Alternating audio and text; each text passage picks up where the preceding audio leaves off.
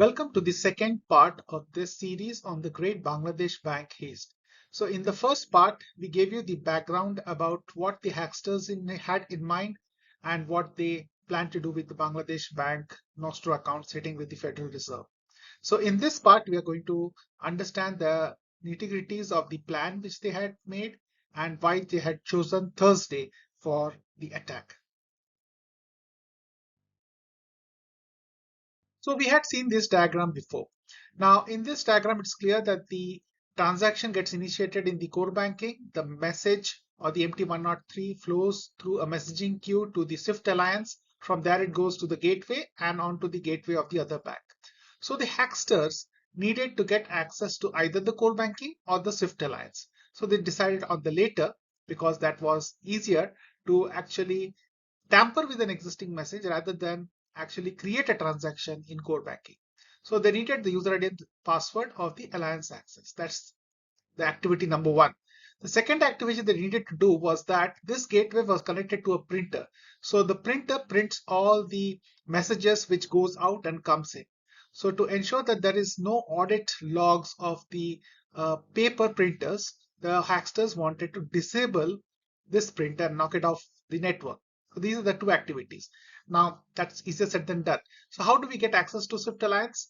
They needed to get access to a laptop which was connected to Alliance Access.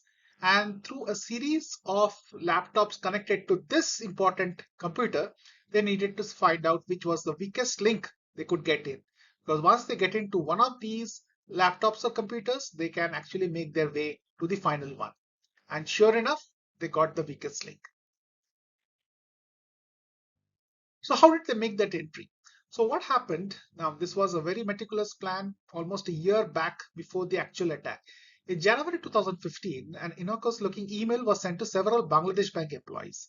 It came from a job seeker called Russell Ahlam.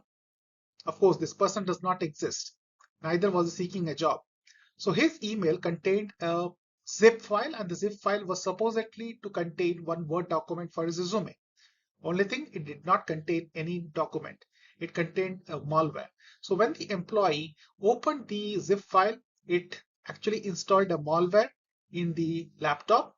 And that malware was nothing but a keystroke logger. It actually logs all the keystrokes. So it was easy to find out the user ID and password of this particular laptop. And then they were able to access through that subsequent other laptops and to the prize machine, which was connected to the Alliance Access. And in no way through the keystrokes they were able to get the user ID password of the Swift Alliance. So the first job was done, and it was very easy to ensure that whatever goes to the printer, no data flows in, zero data or null data goes, for because of which the printer will not print anything. And the bank will think as it as a normal printing mistake or printing issue. The question arises why Thursday was chosen. Three important reasons. The next day was not a working day, it was Friday, weekly off for prayers. Saturday, Sunday, by the way, are weekends in the US, so Federal Reserve will not be working and they will not be sending any queries or they will not be answering to the queries of Bangladesh Bank. And most importantly, the coming Monday was a holiday in the Philippines, long weekend due to the Lunar New Year. So these were the three reasons they could get a clear 4-day run wherein no information will be neatly exchanged between all three parties, this Bangladesh, US or Philippines. We have seen in the two parts the planning which went behind it, the background, and now in the third part we are going to establish how they created the escape routes in Sri Lanka and in Philippines. Thank you.